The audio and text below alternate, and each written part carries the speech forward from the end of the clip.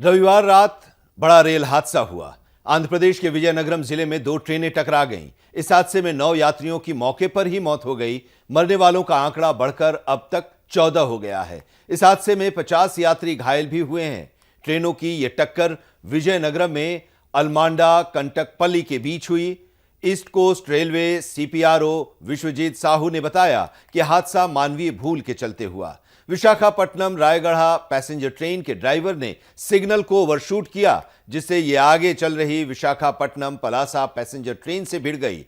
टक्कर से दोनों ट्रेनों के 5 डिब्बे पटरी से उतर गए। इनमें से 3 कोच आगे की ट्रेन के और 2 कोच पीछे आ रही ट्रेन के थे। रेलवे के सीपीआरओ के मुताबिक सिग्नल ओवरशूट तब होता है जब कोई ट्रेन शेड सिग्नल पर रुकने के बजाय आगे बढ़ जाती है। हादसे के बाद इस रूट पर 33 ट्रेनें रद्द कर दी गई हैं, 11 ट्रेनें आंशिक रूप से रद्द की गई हैं और 22 ट्रेनों का रूट डाइवर्ट कर दिया गया है। रेलवे ने आपात नंबर जारी किए। ईस्ट कोस्ट रेलवे ने आपात नंबर जारी किए हैं।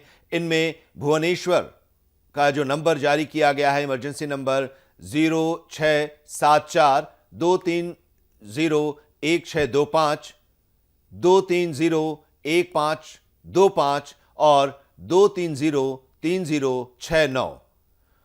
वॉल्टेयर डिवीजन के लिए जो आपात नंबर इमरजेंसी नंबर जारी किया गया है वो नंबर है 0891 288 5914।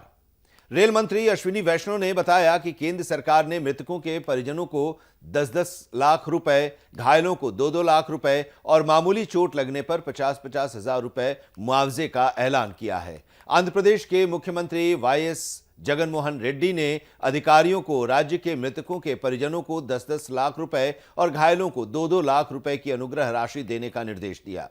कांग्रेस के अध्यक्ष मल्लिकार्जुन खड़गे ने आंध्र प्रदेश ट्रेन हादसे को लेकर केंद्र की मोदी सरकार पर निशाना साधा है।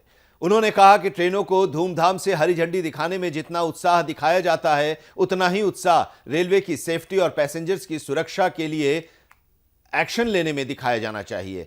सोशल मीडिया के प्लेटफॉर्म एक्स पर पोस्ट में उन्होंने कहा कि विजयनगरम ट्रेन हादसे के बारे में जानकर दुखी हूं। मृतकों के परिजनों के साथ मेरी संवेदनाएं हैं। ऐसा लगता है कि केंद्र सरकार ने बालासोर हादसे के बाद सुरक्षा के जो भी दावे किए थे वो सब हवाई हो गए हैं।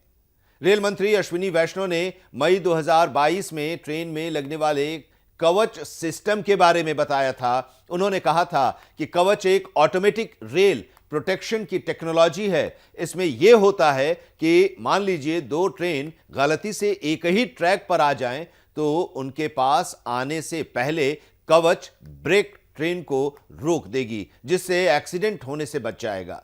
रेल मंत्री के इस बयान के बाद से ट्रेन डिरेल होने के कई मामले सामने आ चुके हैं। मई 2022 में रेल मंत्री अश्विनी वैष्णव ने रेल हादसे रोकने के लिए इंजनों को सुरक्षा कवच पहनाने की घोषणा की थी। 1 साल बाद भी 19 रेलवे जोन में से सिर्फ सिकंदराबाद में ही कवच लगाने की प्रक्रिया शुरू हुई है। देश में कुल 13,215 इलेक्ट्रिक इंजन हैं। इनमें सिर्फ 65 लोको इंजनों को ही कवच से लैस किया गया है। 2022-23 वित्तीय वर्ष में भारतीय रेलवे ने देश भर में कम से कम 5,000 किलोमीटर रूट पर कवच लगाने का लक्ष्य रखा है। इस टेक्नोलॉजी में engine, micro processor, global positioning system यानी जीपीएस और रेडियो संचार के माध्यम सिग्नल सिस्टम और कंट्रोल टावर से जुड़ा होता है। यह ट्रेन के ऐसे 2 इंजनों के बीच टक्कर को रोकता है जिनमें रेल कवच सिस्टम काम कर रहा हो।